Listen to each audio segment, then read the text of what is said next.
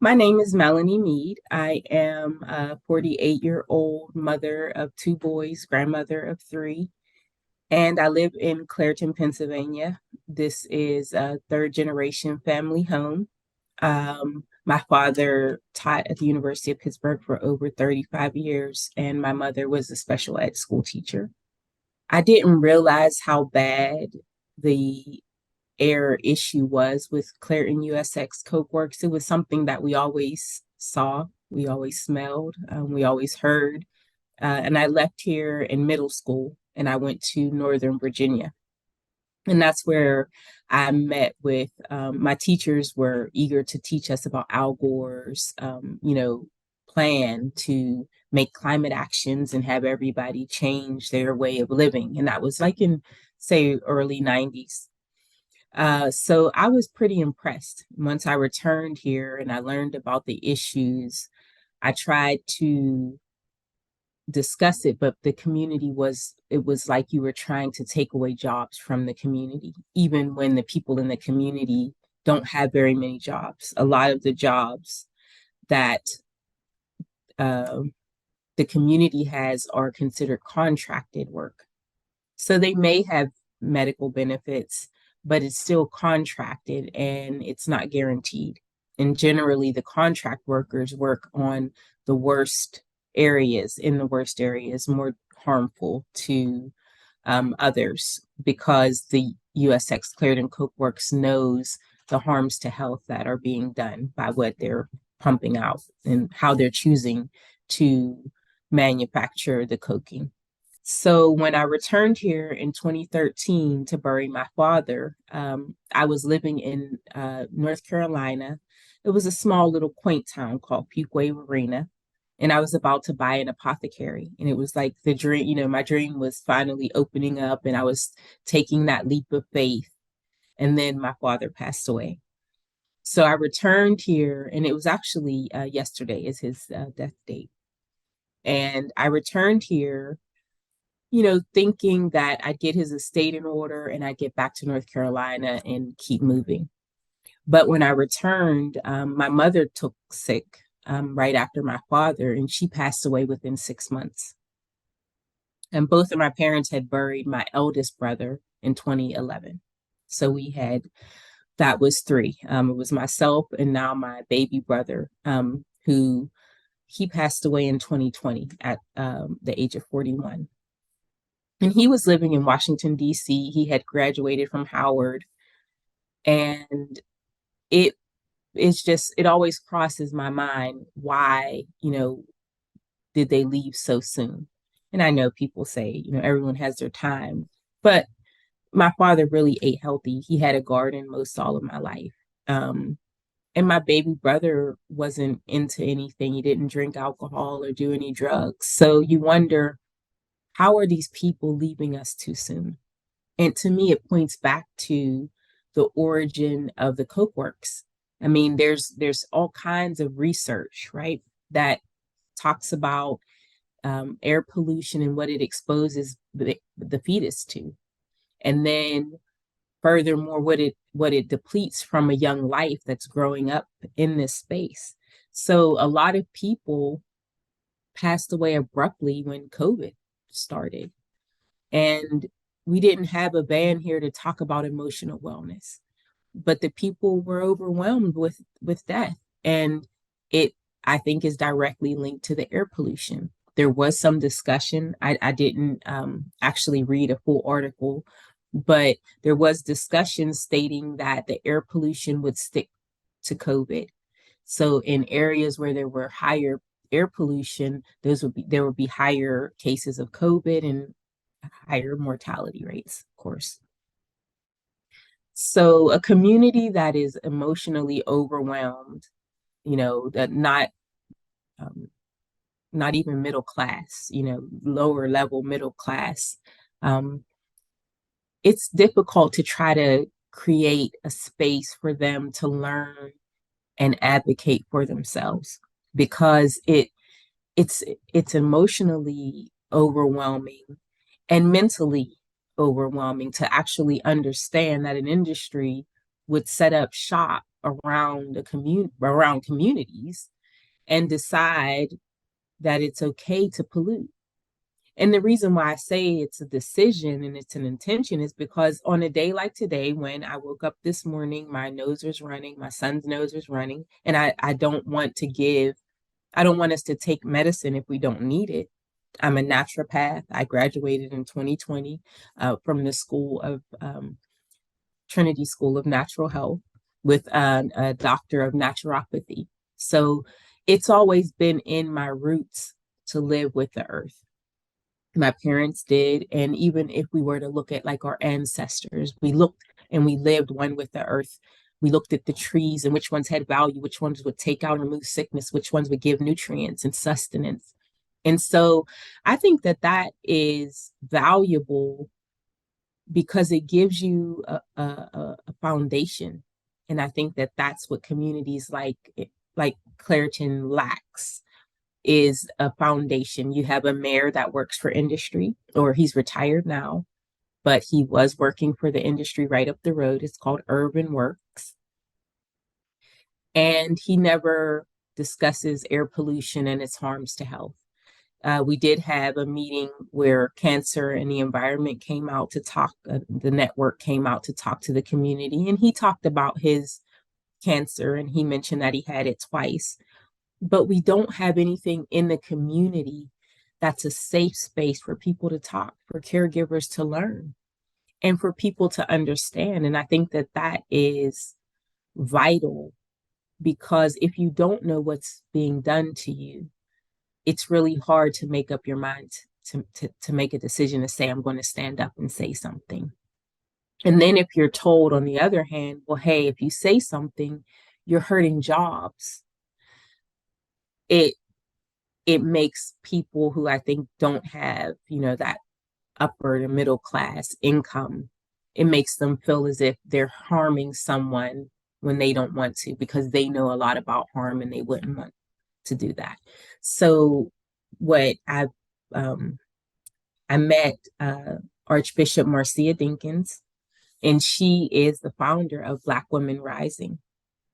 And I met her through her coalition called the Black Appalachian Coalition that I had experience with Reimagine Appalachia and through the Ohio River Valley Institute. And it was great to find a space that was welcoming to everyone, but it had the marginalized and minority voice at the forefront.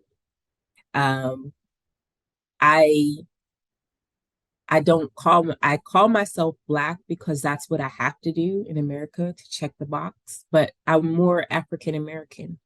And I think that when we share that, it gives us some roots and culture, which would link us to taking stewardship of our communities and stewardship of our environments. And that's what I'm able to do through my work as a fellow with the Black Women Rising. I'm able to take all of the community. I have a few Puerto Rican friends and others who are refugees who live here that I'm going to see if they'd like to discuss their experiences living here, not having been around here and not knowing the history too much. Having our community hear them lets them know it's okay to say we deserve to have a safe community. We deserve to know what the air pollution is at any given time so that we can protect ourselves. And we also deserve to know what can be done differently to prevent and avoid pollution. And that's where it gets, it gets kind of tough. I don't have a space. The library in most communities is available, but I haven't had much success in setting up meetings there. The director and the library itself is private. It's actually funded by USX Cookworks. It's not a Carnegie library. Yes. And that's why we don't have climate action books, climate reality, environmental justice books available at the library. That's why we don't have an Earth Day, right? And this is that old school industry town. This is still very much the industry town. Our education system is deplorable. It was ranked in the lowest fifth percentile for over 45 years. And I left here in seventh grade. When I went to Shenandoah Valley School, it was called James Wood High School. When I graduated, I was fluent in Spanish.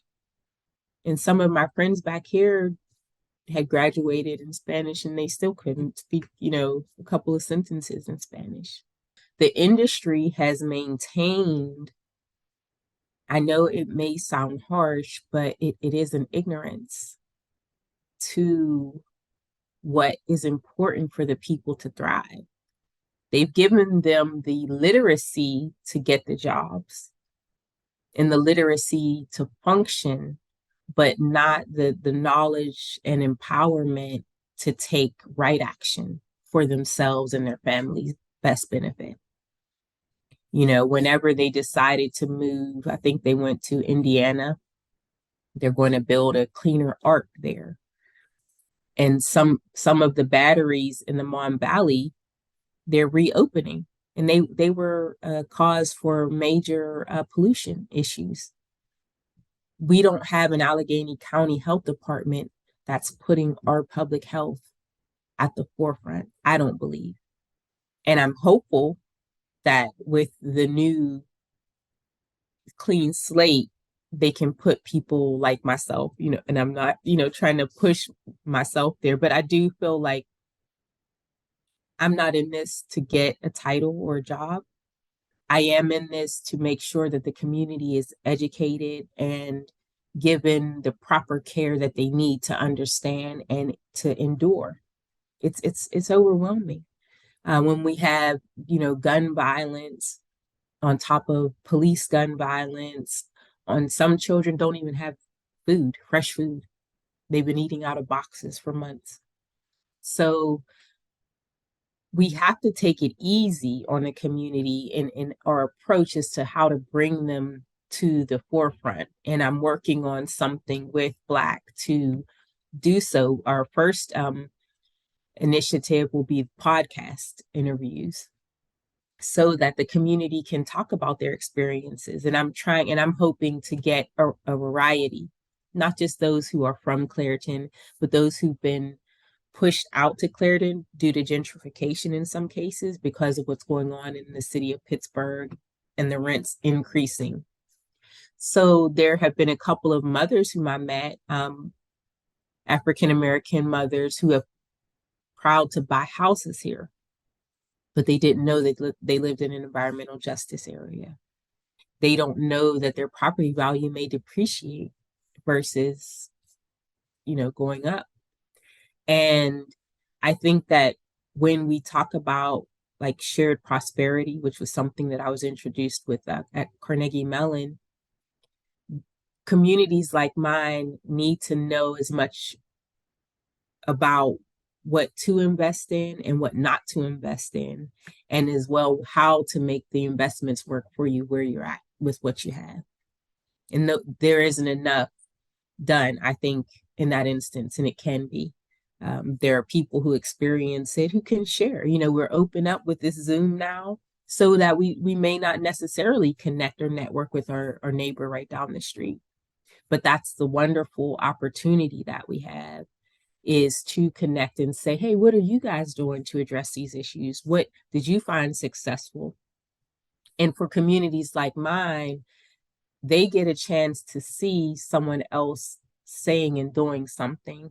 And I think that will encourage and inspire, because we don't see the people who you would think, like your librarian, your teacher, our superintendent, our elementary superintendent was at Allegheny County Health Department meeting. It was with regard to the fires, I believe. And she was talking about the importance of union jobs. So a school that is focused on union jobs and not the health of its students isn't a school where I would send my children. And I don't. I sent my eldest son there, but I didn't send my second son. And we're doing distance learning now. We had homeschooled.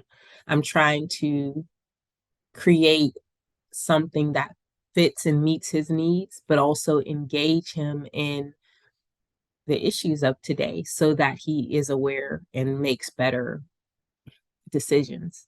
Um, and because we don't have a space that talks about it, it's really hard to get our young people engaged. They are very much in love with football.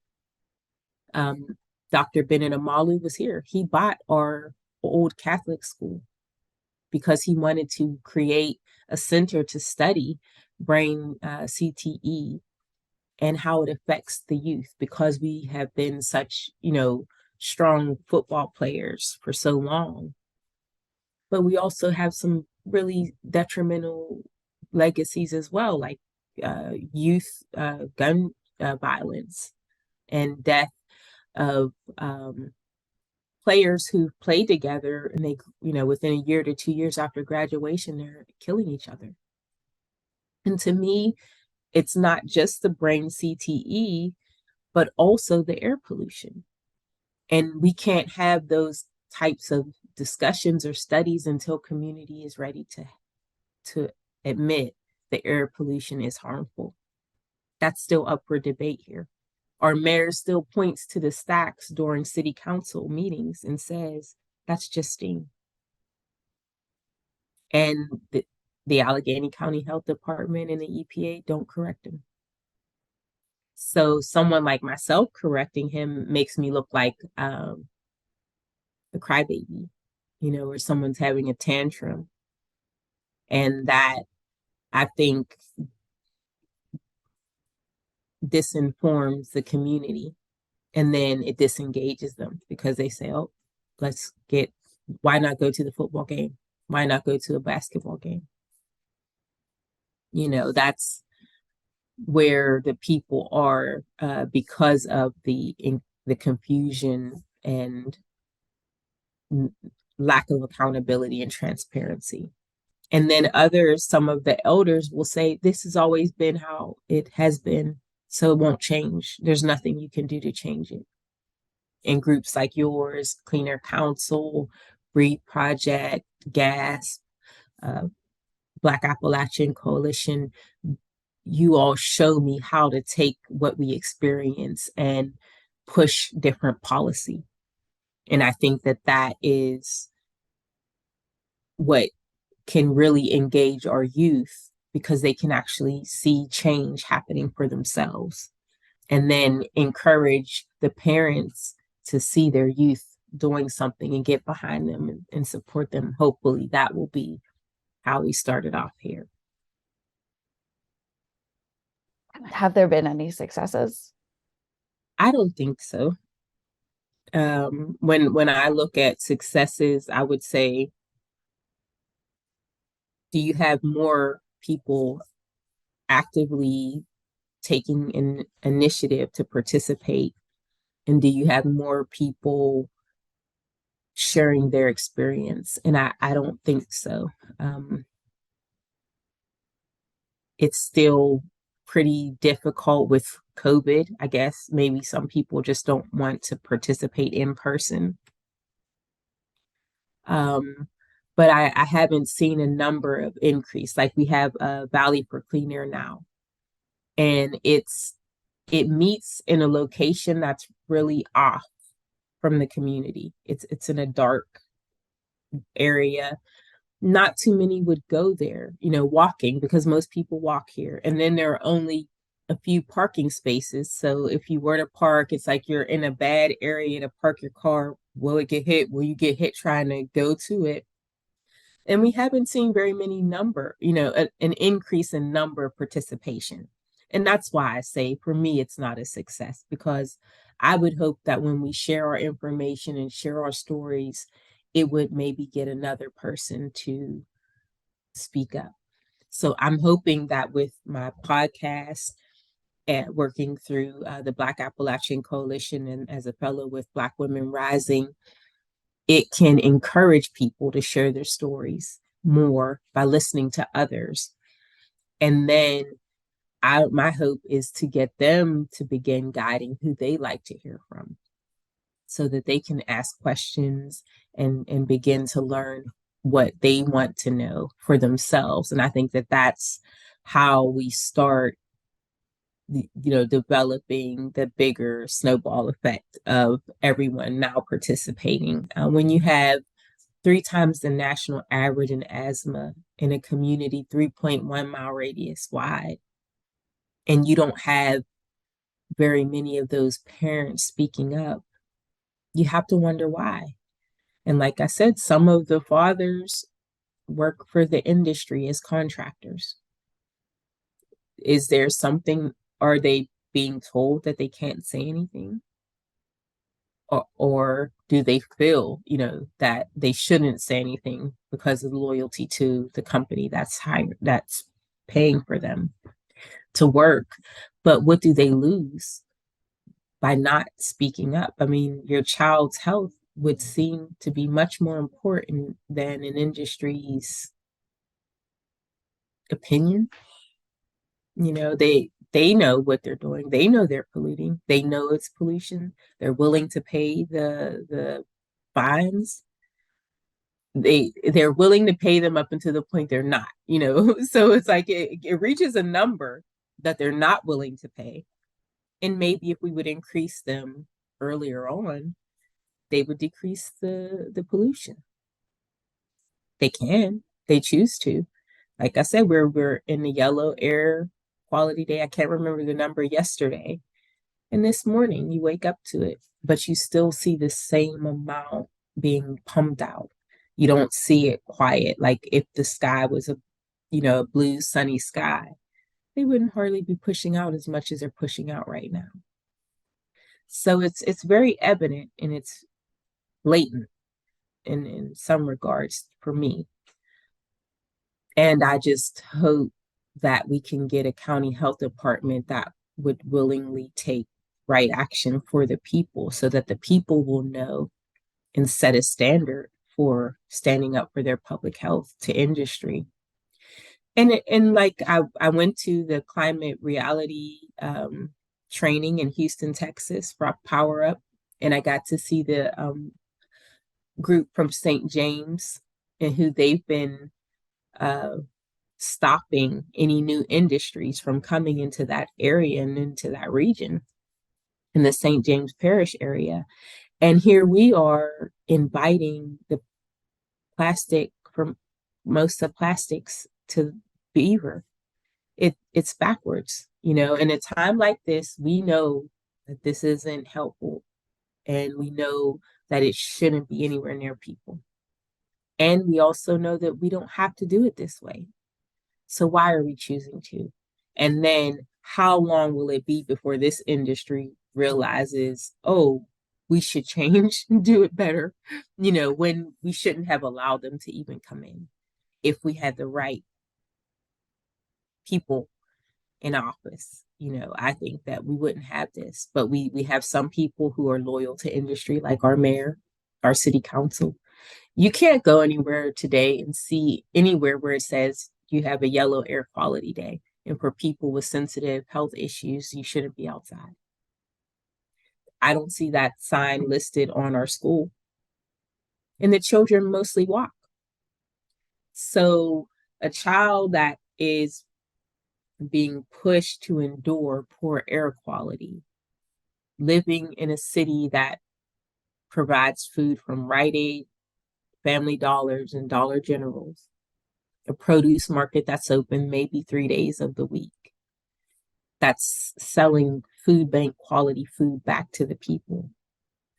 It's not making for a healthy environment.